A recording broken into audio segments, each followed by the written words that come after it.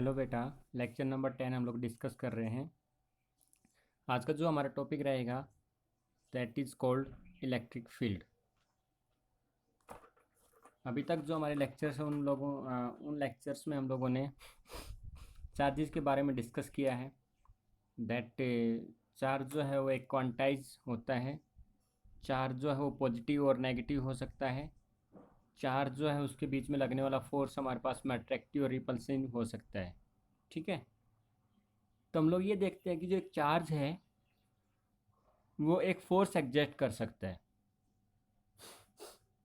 तो यदि एक चार्ज फोर्स लगा सकता है तो एक चार्ज के पास में कुछ कैपेसिटी होगी, कुछ पावर होगी। उस पावर को यूज़ करके वो किसी दूसरी बॉडी को अट्रैक्ट या किसी दूसरी बॉडी को रिपेल कर सकता है।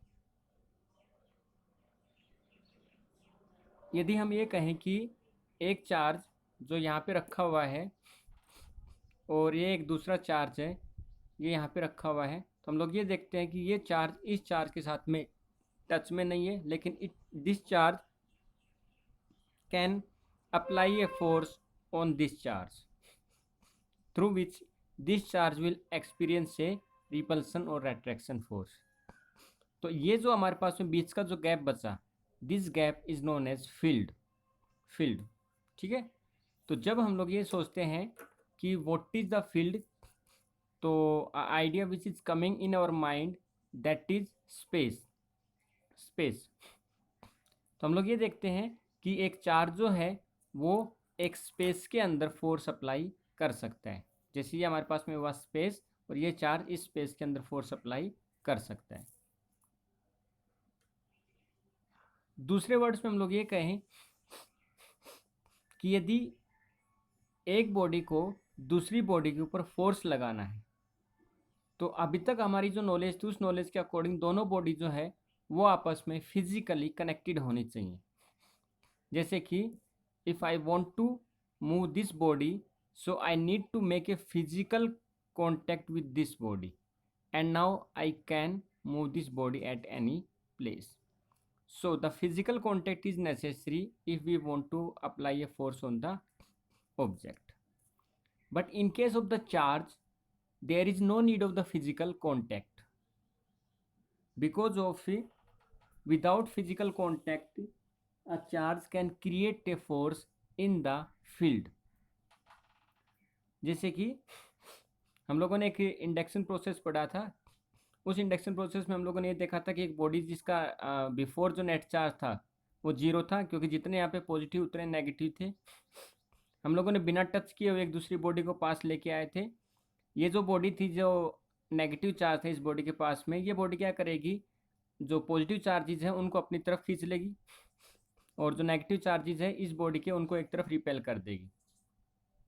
ठीक है, तो ये जो सिचुएशन हमारे पास बनी थी कि इसके नेगेटिव, दूसरी बॉडी के नेगेटिव चार्ज के कारण पॉजिटिव एक तरफ आके इकट्ठे हो गए थे, नेगेटिव एक तरफ आके इकट्ठे हो गए थे, इसको हमने बोला था कि इस बॉडी का पोलराइजेशन हो गया है। अभी ये जो चार्ज थी ये हमारे पास में बाउंडेड चार्ज थे, क्योंकि ये माइनस जो है इन प्लस को खींच के रखा हो, इसलिए ये प्लस कहीं नहीं जा सकते। So these plus are called the bounded charges. But ये जो माइनस है इनके ऊपर तो रिपल्सन फोर्स लग रहा है इन माइनस के द्वारा कि तुम यहाँ से भाग जाओ। तो यहाँ पे हम लोगों ने क्या किया, एक वायर कनेक्ट किया अर्थ से। तो ये जितने के माइनस चार्जेज हैं ये सब के सब ग्राउंड के अंदर चले गए, और अभी हम लोगों ने इसको ग्राउंड को यहाँ से जो वायर था ग्राउंड के साथ टच में, उस वायर को कट कर दिया। तो इस कारण से ये जो चार्जेज, माइनस जो चार्जेज रिपल्सन के कारण ग्राउंड के अंदर गए थे वो वापस लौट के नहीं आ सकते। और अब इस बॉडी को मैंने यहाँ से हटा देते हैं, तो हम लोग ये देखते हैं इस बॉडी के पास में सिर्फ पॉजिटिव चार्ज बचते हैं। ठीक है, और ये बॉडी हमारे पास में जो पहले नेट चार्ज इस बॉडी का जीरो था, अभी ये बॉडी जो है पॉजिटिवली चार्ज बन जाती है। ठीक है, ओके, ये हमारे पास कहलाता था इंडक्शन प्रोसेस। पीछे हम लोग डिस्कस कर चुके हैं।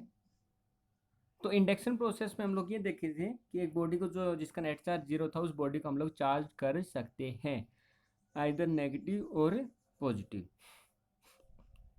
तो अभी यदि ये कहूँ कि इन चार्ज के ऊपर एक फोर्स ऑफ अट्रैक्शन लगा और इस चार्ज के ऊपर एक फोर्स ऑफ रिपल्सन लगा, लेकिन अभी हम लोगों ने देखा था कि फोर्स लगाने के लिए तो बॉडी का टच होना ज़रूरी है, लेकिन चार्ज के केस में बॉडी का टच होना ज़रूरी नहीं है। Without touching charges can apply a force. ठीक है, मीन्स जो चार्जेस है उनके पास में कुछ ना कुछ ऐसी कैपेसिटी होगी, ऐसी पावर होगी जिसको वो यूज करके किसी दूसरी चार्ज के ऊपर फोर्स ऑफ अट्रैक्शन या रिपल्सन लगा सकते हैं। तो उसकी जो वो कैपेसिटी है, उसकी जो पावर है या उसकी वो प्रॉपर्टी है जो एक चार्ज के पास है, जिससे अट्रैक्शन और रिपल्सन करता है किसी दूसरे चार्ज को, उसको हमने बोला उस चार्ज के पास इलेक्ट्रिक फील्ड है। ठीक है, तो what is the electric field? तो it is the charge capacity. कौन सा चार्ज? इलेक्ट्रोस्टैटिक से चार्ज, जिसकी वजह से वो कोई भी रिपल्सन और अट्रैक्शन का फोर्स लगाता है, ठीक है, किसी दूसरे चार्ज के ऊपर। जैसे कि ये मेरे पास एक चार्ज है, ये मेरे पास एक दूसरा चार्ज है, तो ये चार्ज इस चार्ज के ऊपर एक फोर्स ऑफ अट्रैक्शन और रिपल्सन का फोर्स लगाता है। तो इसकी जो कैपेसिटी है या इसकी जो प्रॉपर्टी है, this is known as the electric field of charge. Okay, ठीक है। नाउ अभी ये जो फोर्स ऑफ अट्रैक्शन और फोर्स ऑफ रिपल्सन है, ये हमारे पास में स्ट्रॉन्ग भी हो सकता है और वीक भी हो सकता है। कब? यदि चार्ज की इलेक्ट्रिक फील्ड ज़्यादा होगी तो फोर्स ऑफ अट्रैक्शन है या फोर्स ऑफ रिपल्सन है वो स्ट्रॉन्ग होगा। यदि चार्ज की इलेक्ट्रिक फील्ड कम होगी तो फोर्स भी क्या होगा? कम होगा। तो ये जो हम लोग उसकी कैपेसिटी की बात कर रहे हैं, इलेक्ट्रिक फील्ड की हम लोग बात कर रहे हैं कि एक चार्ज की इतनी कैपेसिटी है इलेक्ट्रिक फील्ड की कि वो स्ट्रॉन्ग फोर्स लगा सकता है। तो उस कैपेसिटी को हम लोगों ने बोला है इंटेंसिटी। तो ये कहूँ कि यदि किसी चार्ज की इंटेंसिटी ऑफ इलेक्ट्रिक फील्ड ज़्यादा है, that means A charge can apply the more force. ठीक है, जनरली जो इलेक्ट्रिक फील्ड है उसको हम लोग इंडिकेट करते हैं कैपिटल ई से। और ये जो इलेक्ट्रिक फील्ड का जो कंसेप्ट दिया था, ये दिया गया था हमारे पास में फैराडे के द्वारा। ठीक है भाई, आगे देखिए इलेक्ट्रिक फील्ड इंटेंसिटी। तो it is the capacity of a force या capacity of a charge through which a charge can apply a force on other charge।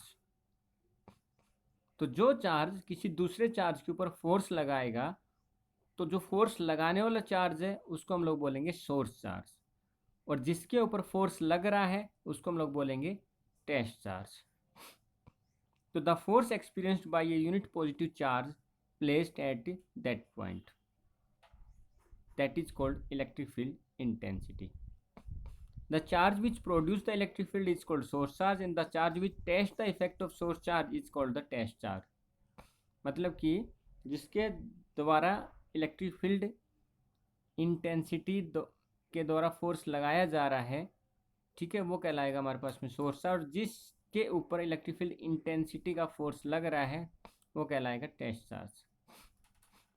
तो हमारे पास में यदि डेफिनेशन बनाए इसकी कि इजी से इजी डेफिनेशन इसको कहें तो बेसिकली इलेक्ट्रिक फील्ड इंटेंसिटी क्या हो जाएगी, सिंपल वर्ड्स में, कि किसी भी चार्ज के द्वारा किसी दूसरे चार्ज के ऊपर कितनी ताकत के साथ फोर्स लगाया जा रहा है वो उस चार्ज की इलेक्ट्रिक फील्ड इंटेंसिटी कहलाती है।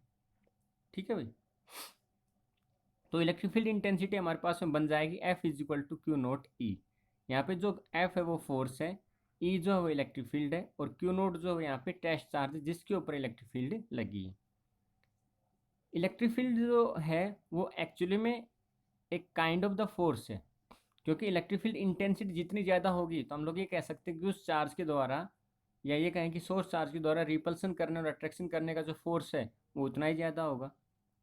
ठीक है, तो F इज इक्वल टू आ जाएगा क्यू नोट ई, और यहाँ से ई निकालने तो आ जाएगा F अपॉन क्यू नोट। ठीक है भाई, तो यदि हम लोग यूनिट की बात करते हैं तो इलेक्ट्रिक फील्ड इंटेंसिटी की जो यूनिट है that is equal to, force की यूनिट होती है हमारे पास में न्यूटन और चार्ज की होती है कूलॉम। इसके डायमेंशनल फॉर्मूले की बात कर लेते हैं। तो फोर्स होता है ml t माइनस का 2, चार्ज होता है हमारे पास में, चार्ज होता है फ्लो ऑफ करंट होता है flow of charge with respect to time, तो यहाँ से चार्ज निकालें तो आ जाएगा करंट इंटू में टाइम। तो करंट इंटू में time that is equal to, current को मेजरमेंट करने के लिए हमारे पास में एम्पियर और टाइम को मेजरमेंट करने के लिए है टी। तो इसको सोल्व करेंगे हम लोग, तो ये आ जाएगा हमारे पास में dimensional formula of electric field intensity. अगला जो एक्सप्रेशन है उसमें हम लोग इलेक्ट्रिक फील्ड इंटेंसिटी एक चार्ज के लिए कैलकुलेट करना चाहते हैं एक पॉइंट के ऊपर। तो मान लीजिए हमारे पास में एक चार्ज है जो किसी कोऑर्डिनेट सिस्टम में रखा हुआ है, और यहाँ पे एक्स वाई जेड जो है हमारे पास में कोऑर्डिनेट सिस्टम है।